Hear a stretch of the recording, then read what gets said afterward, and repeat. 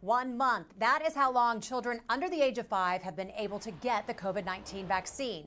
But are they actually getting it? The vaccination rates and why it's so important to start protecting our kids as we head into the fall. The Morning Medical Update starts right now.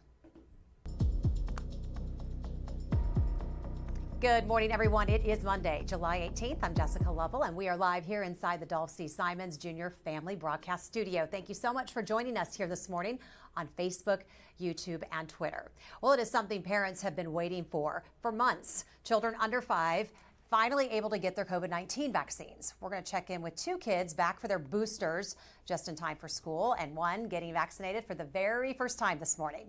Plus, Dr. Steve Stites, Chief Medical Officer here at the health system, will join us with the latest COVID-19 count. And pediatrician Dr. Ryan Smith is joining us along with clinical psychologist Dr. Danielle Johnson. They are our experts today. They are here with a medical checklist and how to prepare your kids to head back to the classroom. So send in your questions. We know you always have great questions and things on your mind, so we will get to those. Just send them in to YouTube, Facebook, Twitter, and the Medical News Network. You can find links to those right there on your screen. It has been 1 month since the FDA approved COVID-19 vaccines for kids 6 months to 5 years old. And all people in the U.S. now basically have access to the shot. This has been great news. The latest numbers from the CDC finds that roughly 300,000 children between the ages of 6 months and 4 years have received at least 1 dose. But to put that into perspective for you, that's only about 1.5% of the roughly 19.5 million children in the U.S. who just became eligible. Parents are hesitant. We know that. Earlier this year, researchers with the Kaiser Family Foundation found only 18% of parents would get their child vaccinated as soon as possible. This data was recorded before the vaccine was available for this age group.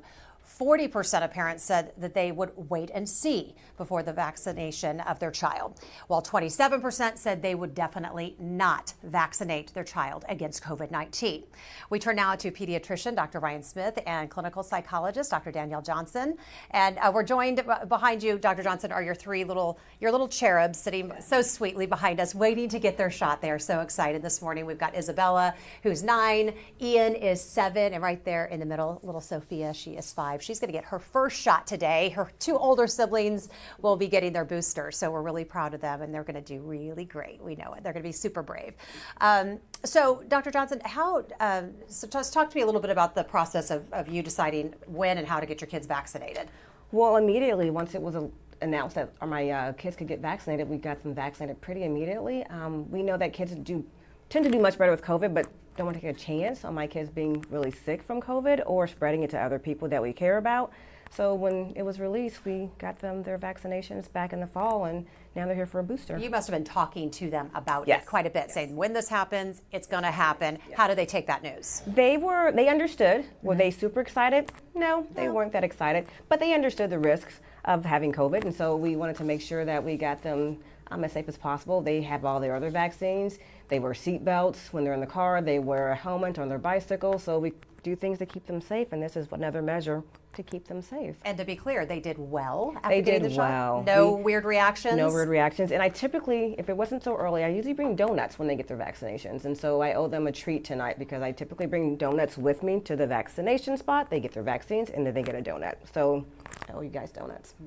You hold her to it. Yes, absolutely. Okay. So just for folks, so we know parents, we just heard the numbers. Parents are hesitant for different types of reasons, but you went ahead and did it immediately. Just for folks who are unsure, what made you so confident about getting your kids vaccinated? Well, I myself have been vaccinated since December of 2000 and what year was that? Did we get vaccinated? 2020? 21? 21? Yeah. So I was Seems so long ago. Yeah, it does. You lose track of time since COVID has hit. But I got myself vaccinated early on in December and just knew for my children I wanted to get them vaccinated. And I've talked to other friends who have children who were a bit concerned about it. And, one of the big questions, I don't know what's in it. And I said, I have faith in the scientists that produce the vaccine, and I want my kids to be safe. It's kind of one of those questions when we go to McDonald's. Do we know what's in McDonald's?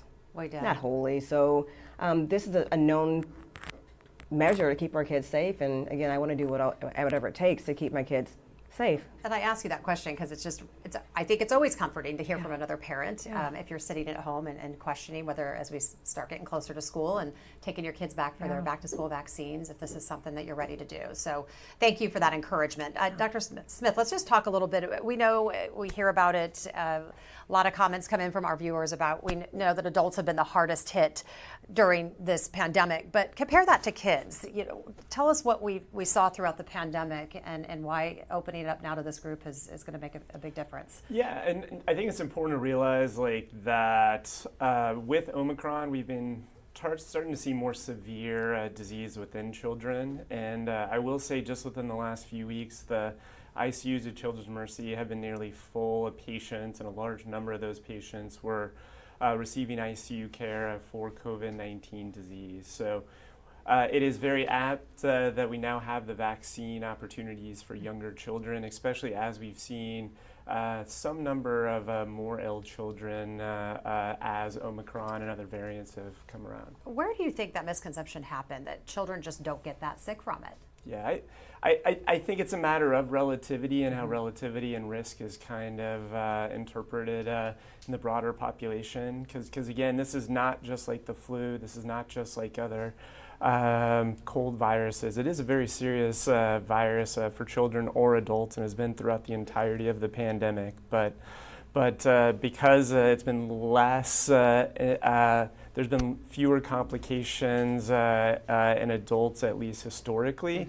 That has kind of led to this absolute statement it's not dangerous in children. Well, and you say historically as if it's been a really long time. We are getting it feels like a long time. It does, but we're getting new information all the time. Still to this date, it was coming in so fast over those first 6 months to 12 months. But again, you say the word historically, and you're right, it does feel like a long history, but it certainly is not. All right, we are going to get these shots started.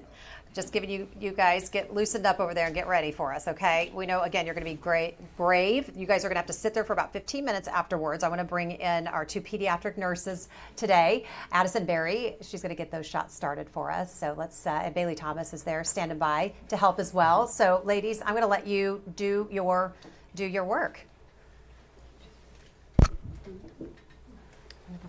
Okay, guys. Isabella's getting her booster, right, Mom? Yep, she's getting her booster today. And what was your conversation like with her yesterday? That we're doing this today Yeah. on television. On television. She's known for a couple of weeks that this was going to be a thing that we're going to do, and she said, no problem. She's turn her head, give her a shot, and she's good to go. So we've been having conversations about this is just like every other vaccine. We've had 2 COVID shots right now, so this is just the 3rd one, and it will be swell, right? Ready to go? Getting protected for back to school. All right, Isabella, give me thumbs up about how, are you this, are you that? My kid always does this. He goes thumbs up when he's really happy about something, but then kind of goes in the middle and then goes down if he's not happy. Give me a thumbs up meter. Oh, yeah. Okay, just almost excited, but not quite. I think that's fair. We're going to wait. Okay.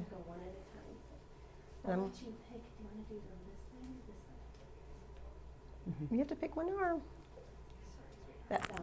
And I want to ask our nurses about why we want to sit them there for 15 minutes. What are you looking for? Let's remind them.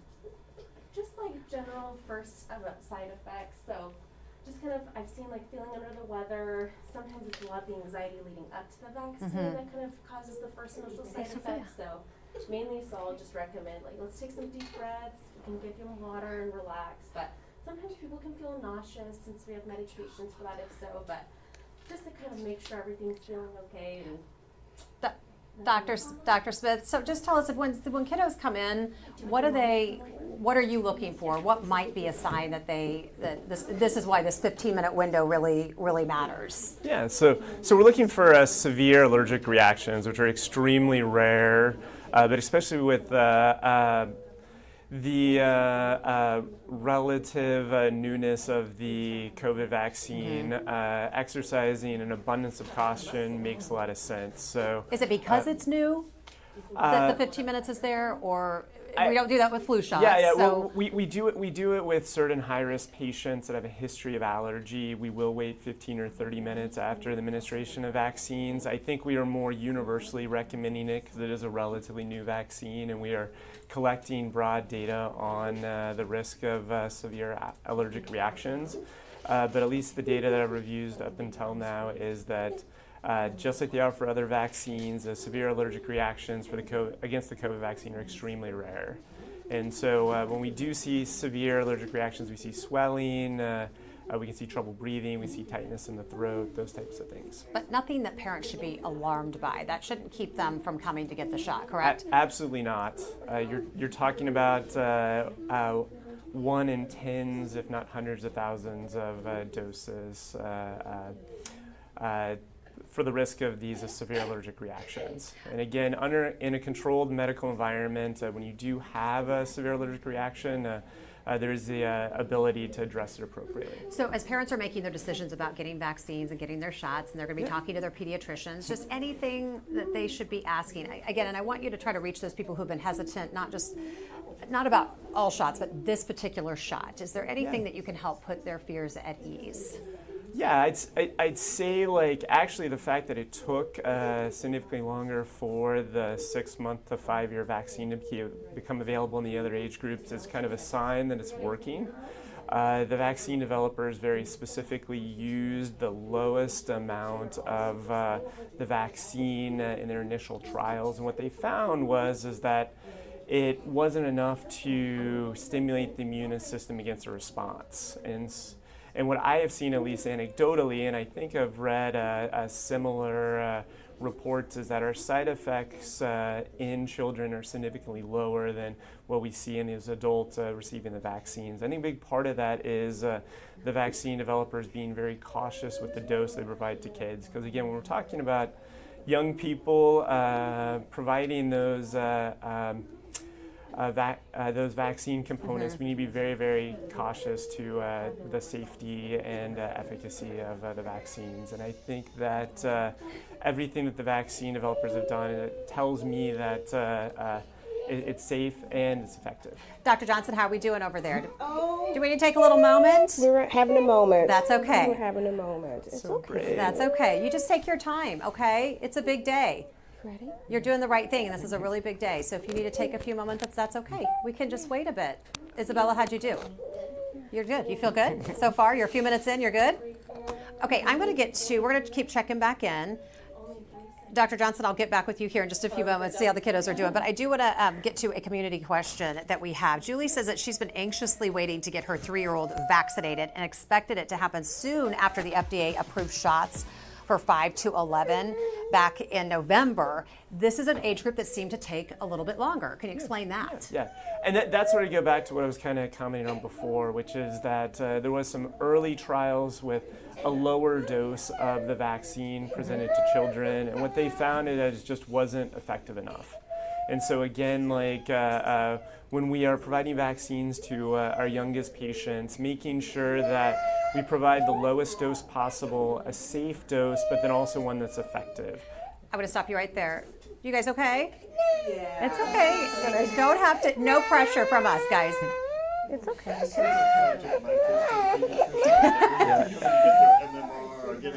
Whatever, the shots. I know. Children don't always love shots. I'm getting ready for this in 2 days. So on Wednesday, I take my twin 3-year-old girls to get their Okay, so you know, you're having the prep talk. Okay, we're just, All right. there we go. All done. It's all good. We're going to give you a round of applause. And it's over. We are so proud of you. Good job. Way to go, Isabella. That's Isabella. Right? That's Sophia. Sophia, way to go, Sophia. How'd you do, Mom? Way to go, Isabella. I meant that you too. Both of you. You did take it in stride. Spider-Man. All right, we're going to get to our COVID count because there's Dr. Stites. You heard him right there. I'm right here. Okay, our numbers are going up, so we want to bring you in today to talk about the COVID count right now, and then I want you to kind of dive into the numbers and why we're seeing this surge. First of all, I'm not a good imposter to Hawkeye. I just have to call it out that I'm in his nest, and Hawkeye, I'm going to try not to mess up your nest today. Let's take a look at those COVID numbers, because they're up. 36 active, 4 in the ICU, 1 ventilator, 10 are recovering. Total of 46. That's one of the higher totals we've had in quite a while, since last February and March. You know, remember we got down to like 3 or 4 patients in the hospital, 7 or 8 if you include the recovering. Today we're at 46. We're starting to trend up. If we look across the country, we can see some of the information that's coming out in the New York Times. It's free and open to the public around what's happening. Let's first of all take a look at the heat map. We'll look at the total number of rapid cases. All right. So these are the different waves. This goes back to the very beginning of the pandemic, and you can see where the first wave really hit, and then another wave, and then there was the Omicron wave with a really high spike. The number of cases is rising. Remember, though, that we don't have the same public testing as we had before. Some of the testing's at home, some of this, but these are the actual reported cases. The numbers are reportedly probably 4 to 8 times higher than that across the country, and so we may actually have a much larger spike of new cases than we are actually able to measure, because public health-wise we're not doing it. If you look at this next one, this breaks out the rates over the last few months as opposed to the entire length of the pandemic. You can see the slow rise, which is attributed from going from the original Omicron variant. Things kind of got better. Then we went to BA2, then BA2.1, 2.1, now BA4, now BA5, slow incremental increases. Now, what we don't have to worry so much about reporting on that last graph, don't flip on it yet, look down at the bottom of it. There are some other graphs that are shown, and it talks about there's a total number, then there's hospitalization, and then there's deaths. And we're going to explore hospitalization and deaths more now. Let's go to the next one. These are the hot spots across the United States, and you can see this map, which was about 2 or 3 months ago, looked really pale in nature. This is the combination of where you have a vulnerable population and increasing case counts across the United States. This map is beginning to approach a much more orange type of color, so it's getting darker. It's clearly showing increased intensity, lots more cases. The next map, though, shows the number of hospitalizations, still trending and lagging way behind. Remember before when we looked at hospitalizations, it would break out in those really dark colors. Back in one of the variants, I think it was the Alpha variant in Missouri, it started kind of around Springfield and went along the interstate highways. And then there was the Delta variant, then the Omicron variant. This map of hospitalizations got a lot worse. So we're still lagging behind, which is good news, Jess. Hospitalizations haven't caught up. But the BA5 variant is just really penetrating into the population, and we are seeing some rises in our case counts. So we know that the Wyandotte County, for example, Johnson County, Jackson County, all went into the red zone, suggesting that you go back into masking in public spaces and when you go indoors again. No mandates have been reestablished. I think we're going to try and see how it goes. But if we have to watch most carefully is the number of hospitalizations. Because at this point in the pandemic, I think what we're really saying is this. We can cope with what we have because we have so many more people who are vaccinated. They tend not to get sick. They tend not to die. And there's Paxlovid and other therapies available. But if we start filling up and then we can't take care of all patients in our hospital because we have so many COVID patients, that's where we will really need more help from the public, Jess. So, true or not, this is more of a cause for caution, not alarm? I think it is a cause for caution, and I think if you have any concerns about your own health or being in public, it may be time to start masking up if you're going to go indoors. Not that we should have mask mandates again, but if you want to help try to prevent the spread of COVID during what's clearly another wave now, you're going to have to think about masking. When I go to the grocery store now, I got to put a mask back on. I haven't changed my behaviors that much yet, but it's something we have to be cognizant of, especially if hospitalizations continue to trend up, and they're already up. If they continue to trend up, then we're going to have to be a little more thoughtful about our response. It is interesting to start watching the people around you when you start going out into public places. When you go to the grocery store, yesterday I saw somebody lining the inside of the cart with the newspaper from the ads, and I remember back in the day when people were that concerned and that worried, but you're saying we are far from that. I don't think we need to line that. I think we've clearly established this is a respirable virus, that if you do that and wash your hands, you should be fine. The other is if you can mask and wash your hands, make sure you're vaccinated. Again, if you look at the risks of hospitalization, death, people who are both vaccinated and boosted, they just don't come into the hospital and die unless they have really severe underlying disease. And by that I mean you're a transplant patient with rejection, you're advanced chemotherapy for your cancer treatment, things of that nature. But in general, folks who are fully vaccinated, which nowadays should mean boosted as well. If you're vaccinated and boosted, you're going to be well protected against severe hospitalization and death. If you do start to get Omicron, or if you start to get COVID, then talk to your physician about going on Paxlovid. A couple things I wanted to ask you about. CDC reporting, and I just want to hear your thoughts on this. Vaccine protection waned this spring, but boosters helped. Yeah, that's not new news, right? That's Right. what's true with influenza. It's true with lots of different vaccinations. It's been true with the COVID vaccination. I do think it's important, as I said, the real story is not only are you vaccinated, but are you vaccinated and boosted? A lot of Americans are now vaccinated. Not as many are vaccinated and boosted. We are seeing a lot of Americans who have had COVID. It's estimated 65 to 70% of Americans have now had COVID. If that's true, the problem we have to recognize is how long has it been since you've had COVID, because we know that native immunity also begins to wane after 3 or 4 months.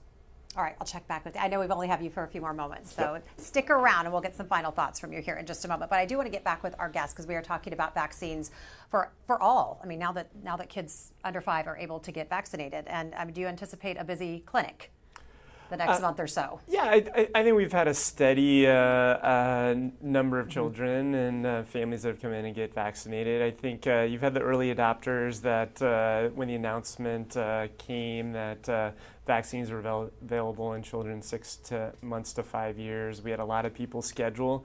I think those that have already been routinely scheduled for appointments, we've had kind of a mixed, we've had mixed results with the number of children that are vaccinated. But yeah, I think I'm overall pretty promised. I think, again, unfortunately, it takes numbers rising a little bit for people to understand the risk that COVID still poses to the general population. So I've been cautiously optimistic with our vaccination efforts. So what does this mean? Because Dr. Johnson, you and I were talking yesterday, and you said that your spouse had taken Sophia to get her shot, and they were out. Yeah, so our clinic, our pediatrician's office, they have been running out. They have those clinics where Sign Up Genius comes out, and within minutes of me getting the text for Sign Up Genius, it's full. I mean, it's literally already full when I get the text message to sign up. Does that mean it's full? Does that mean it's lack of supply, or does that mean that people are getting their vaccines? Does that show some good news? Yeah, I think it's a good combination of it's a combination of things, but I think it is a good sign that it's specifically around our community. There are large groups that are very interested and motivated to get vaccines, and it is really reassuring. And I want to ask you about the vaccine and the dosage. For adults, it's different, obviously, but two companies, Pfizer and Moderna, went different ways in deciding how much antigen to put in their vaccine for babies, toddlers, and preschool age kids. Talk to us a little bit about what decisions parents have to make with that, or something if they're reading this type of information online, help them kind of decipher what that means. Part of it's how vaccines are developed and approved, and how the vaccine companies decide to study their efficacy guides, like ultimately how the schedule is when the vaccine is ultimately approved. And Pfizer, with their early studies with lower doses of antigen that weren't successful, decided to move forward with the 3-dose series. And Moderna stayed with their 2-dose series. And I think we have that schedule. Can we put that up? The shot schedule, while you're talking through that, just so people can understand. And I will say, and I think it's been very difficult for the public, it's very difficult for healthcare providers to adapt to the changing recommendations around COVID vaccine, when to get boosted, like what the timeline was. And I will say that the Pfizer vaccine, I think, has been less preferred in this population because it is more shots, but there is the possibility that that would go against the need for a booster for Moderna later on. So the fact that children are getting 3 doses right now for Pfizer, there's the opportunity that the vaccine schedule will be such in so many months that you'll get 3 for Moderna or for Pfizer. Dr. Seitz, I know you have to check out and go be with patients today, but I just want to give you a final thought, if you don't mind, and just your message to parents as they head out to get their kids vaccinated and ready for school. You know, I thought you said it perfectly. Your kids wear your bicycle helmet, they wear a seat belt, they have Sure, they've got all their other vaccinations. The reality is the pandemic hasn't gone away. It's endemic, and we're going to deal with it from time to time, just as we are now, as we're at the beginning of this next wave, and we're starting to see hospitalizations rise. So appreciate those words that you had, because I think it's dead on right. What we do now is really that ounce of prevention is worth a pound of cure. And that's what we're trying to do. We're trying to prevent a lot of hospitalizations. We're trying to prevent the inflammatory disease in children. We're trying to do things, and we know that the vaccinations are safe, they're effective, and they are the best way forward to help us cope, not necessarily end, but to continue to cope with this pandemic and make sure that we can keep ourselves and keep everyone safe. So thanks a lot, Jasmine. You bet. We'll see be you back on Wednesday. Wednesday for open Yes, ma'am. mics. See you then. Bye. All right. Just back with our guests, Dr. Smith and Dr. Johnson as well. Just how hopeful, you mentioned hopeful, are you that this will really affect things come fall? Certainly bringing down anxiety for parents. We'll talk about that. But what do we think that'll do, and how do we think that might affect the numbers? Yeah, I mean, I think, again, with the impact of Omicron in children, specifically young children, I think the hope is that having the vaccine not just available but widely taken by that population will be able to control the risk of transmission within children. And I think the other thing to always consider is as we have high numbers in children, in relatively healthy adults, that promotes community spread for those people in our community that are pretty vulnerable. Well, and think of the older kids that are in school and then bringing it back home to school, and now that we're not masking. Just your take on that, Dr. Johnson, your concerns? Yeah, I think from a practical standpoint, as having a preschooler who will also be a kindergartner, when there's COVID in the classroom, her classroom gets shut down. And so we've got daycares that shut down classrooms, or kids get sent home because they need to quarantine because they've been exposed to another kid or teacher in the classroom in preschool, which then, as a parent, causes a lot of stress because you have a kiddo at home that would normally be at preschool. And so I think there are some practical pieces that impact most of our lives as working parents that, one, we get to support and take care of our children and keep them safe with the vaccination, but also, two, then when the classroom gets shut down, they get some protection because they're vaccinated. And so I'm kind of a practical person that way, that having my kiddos in their school where they're supposed to be learning and growing is where I want them ultimately to be. And so that's one more plug for the vaccine, is that, especially for the kiddos that are 5 and under in preschool still, the impact of classrooms being shut down is real. And we will see how this looks when our big kids get back to elementary and middle school, and how school districts handle a positive or a cluster of positive, how that impacts a school being masked or not masked, or kids being sent home, and kind of continuing Groundhog Day from 2020 and 2021. Absolutely. 3 brave kiddos, though, right behind you. 7, 5, and 9 right there. I'm just going to have you, they're not mic'd up, but I want to find out how they're doing. You feeling good? Can you give me the thumbs up meter up? Oh, that's straight up. Sophia, how are you? Sophia, how's it going? Thumbs up? Oh, I got a little bit. Oh, she's waffling. And Ian, you're waiting. You're waiting. You're waiting. But you got to earn that donut, pal, okay? No, you don't care about the donut. I get it. I totally get that.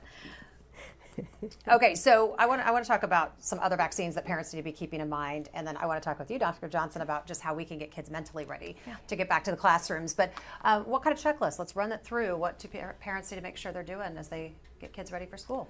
Yeah, I mean, I think, again, understanding that all vaccines are important, and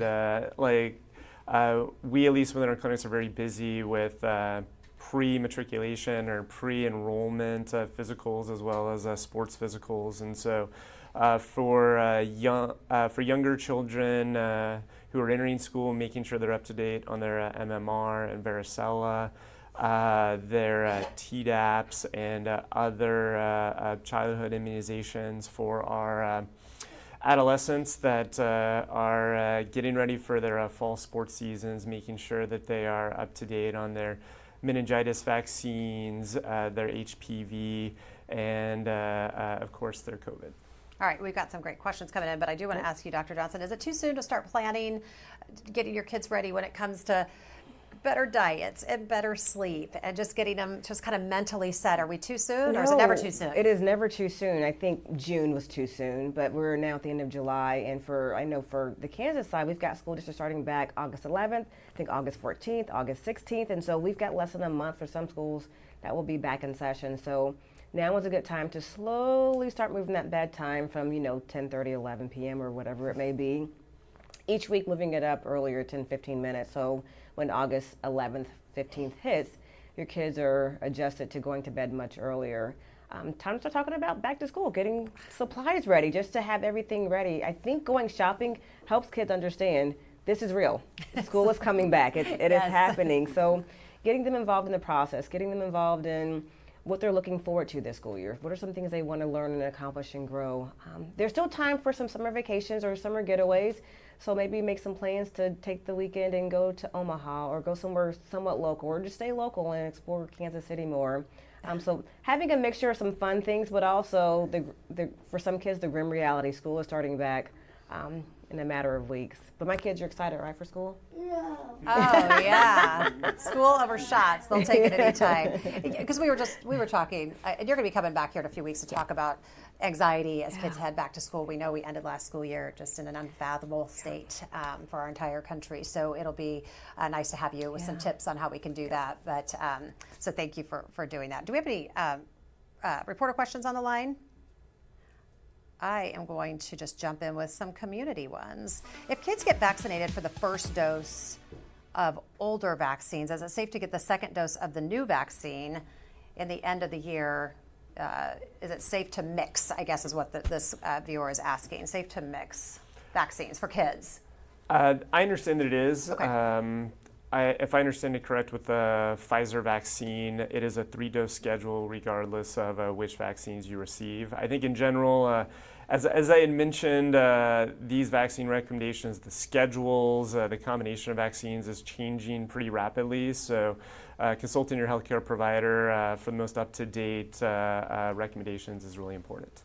Leah wants to know if you suggest children wearing a mask in school. And maybe I'll start with you, Dr. Johnson. Just what is the thought process behind that as far as how it helps them mentally and anxiety-wise? I think it's going to depend. If you have a kiddo that has health issues, of course, keep them safe. If you have a kid that's anxious about getting COVID or any other illness, that's a fine line to walk of how much of a mask may help to increase anxiety versus decrease some of that anxiety.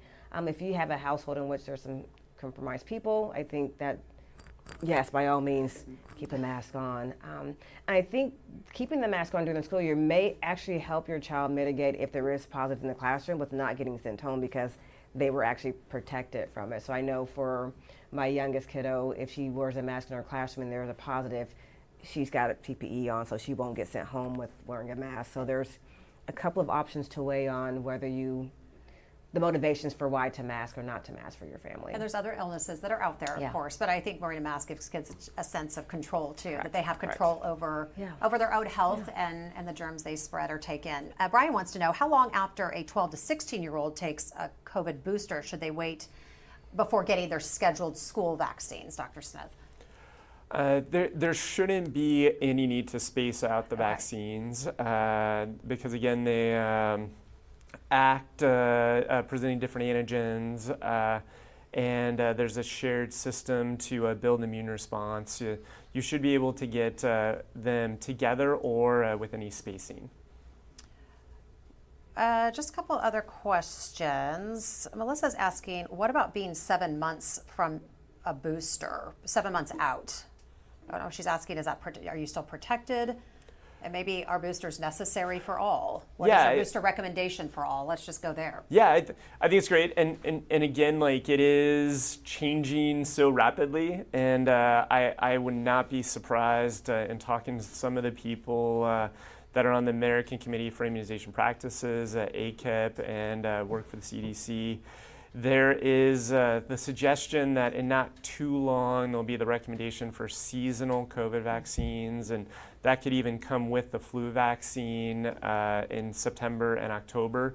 Again, we talk about history, but it has been a very short period of time that we've been navigating the pandemic, and saw the rapid rise of these vaccines, which are incredibly effective and safe.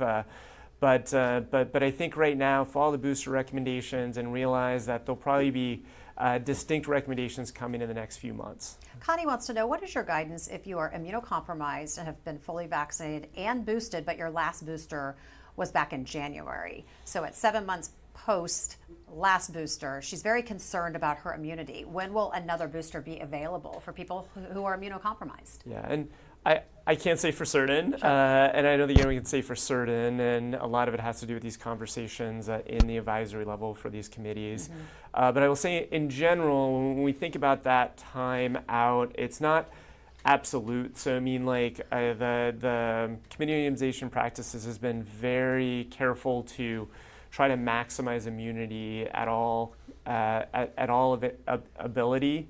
And so at 6 months after completion of initial series, like you still have significant immunity, but it'll slowly start to wane. So even someone that's immunocompromised at 7 months after a booster likely has immune protection, but it may wane over time. So again, like follow those recommendations as they come out.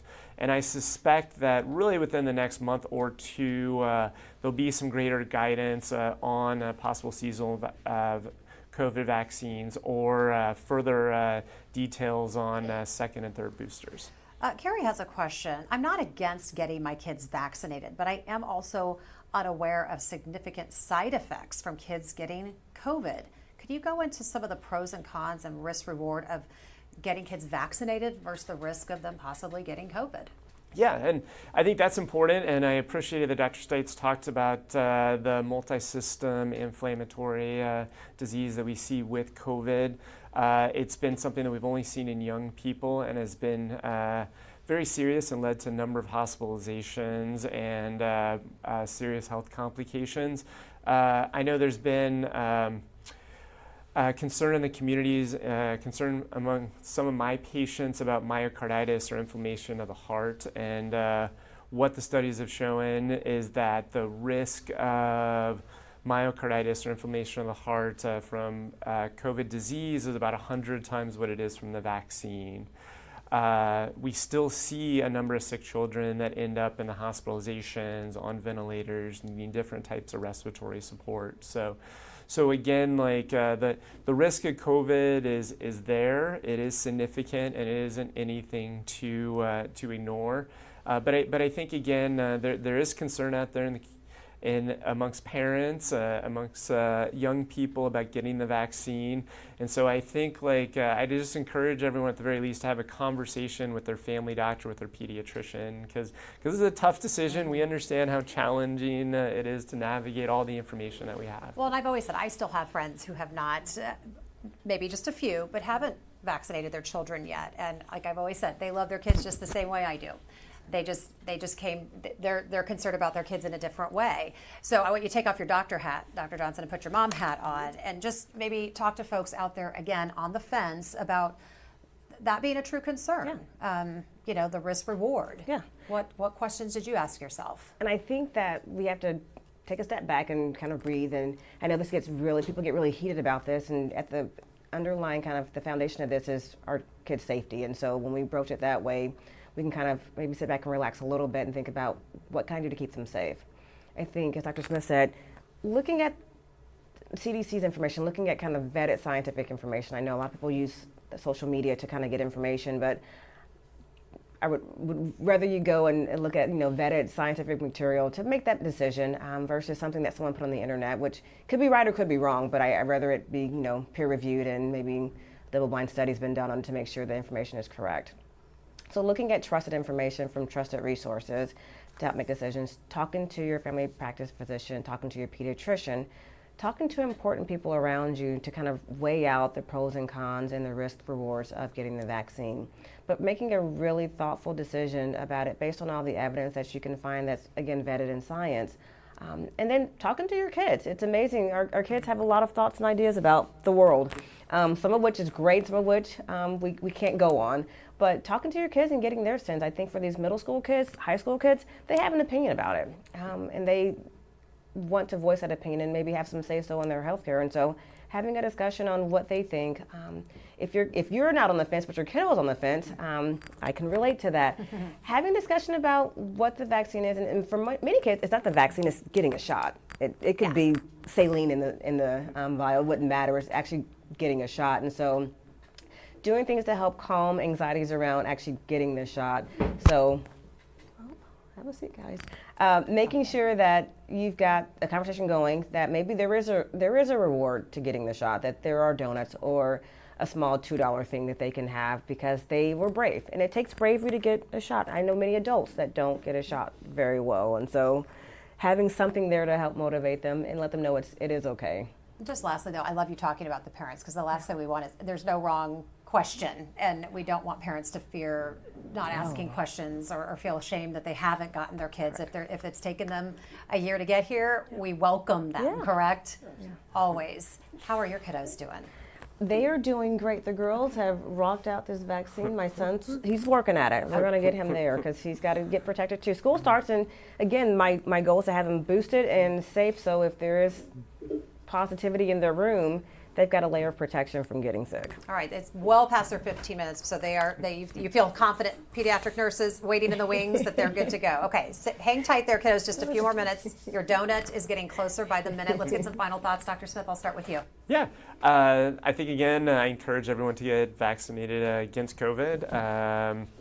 Getting in to see your physician for your routine check. And I think, again, especially with the heat coming, making sure that you stay safe, stay hydrated, and stay well. Dr. Johnson. So you guys got to see my kids in the vaccine. It's not a perfect, kids don't sit and just kind of take the shot all the time, and our nurses can probably speak how that process goes. But that's not going to be the measure of success if they did or didn't get it. It's going to be, you're going to try this again and get that vaccine and keep them safe. Make sure you have conversations with your kids about getting their well-child checks, because I think kids get nervous around that. So having conversations about what will happen and what we're going to do, getting your kids, or at least getting the conversation going that school will be starting soon, and kind of talking about any kind of worries or fears they may have or what they're looking forward to. Some last minute to do things on the checklist for summer fun to make sure that kids go back to school feeling as ready as they can be, is how I'll phrase that, as ready as they can be. Very well said. Great advice. So Isabella, Sophia, Ian, thank you. We loved your background noise today. You're keeping it real. We get it. We know. We're all a little squirmish, so that's okay. You did really great. We appreciate you very much. When will they be back for their booster? When will Sophia need her booster? 3 weeks from today. 3 weeks from today, she'll get another shot. And 8 weeks from the second dose, she'll get boosted. Then she'll get, okay, sounds good. All right. Thank you all so much for being with us today. Tomorrow, we are going to look back at why respiratory therapists have had some of the toughest jobs in the medical field during this pandemic. It is a special encore presentation of the Morning Medical Update. So please tune in, and we'll see you back here live on Wednesday for Open Mics with Dr. Stites. These folks aren't health system employees just yet, anyway. I'm Jessica Lovell. Wednesday on Open Mics, join Dr. Steve Stites as he talks to high schoolers getting a jump start on their medical careers. What's behind this first of its kind program here that already has a waiting list? Subscribe to our Morning Medical Update and Open Mics with Dr. Stites podcasts. Now, everywhere podcasts are available.